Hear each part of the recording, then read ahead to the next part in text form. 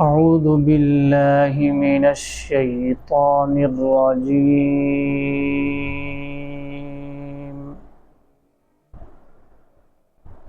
بسم الله الرحمن الرحيم.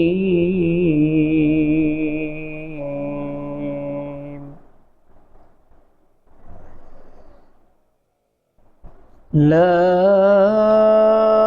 أقسم بهذا البلد وأنت حل بهذا البلد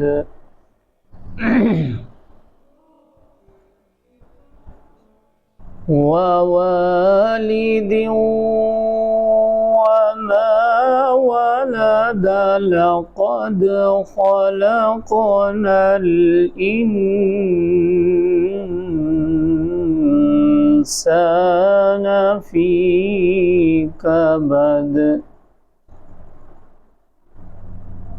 أيحسب أن لن يقدر عليه أحد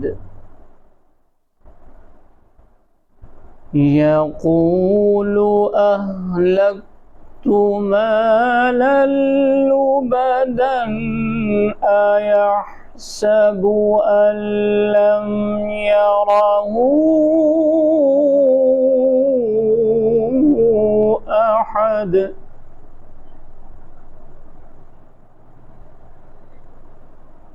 ألم نجعل له عينين ولسانا وشفتين وهديناه النجدين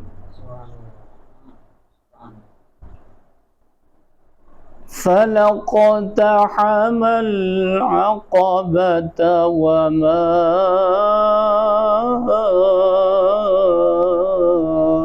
أدراك ما العقبة فك رقبة أو إطعام في يوم ذي مسغبة يتيما ذا مقربة أو مسكينا ذا متربة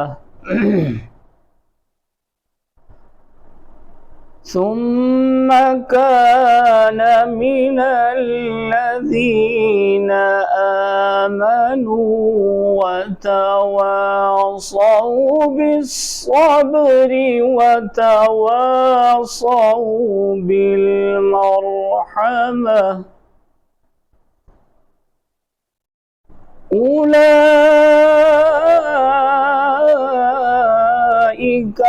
أصحاب الميمنة والذين كفروا بآياتنا هم أصحاب المشأمة عليهم نار مؤصدة صدق الله العظيم.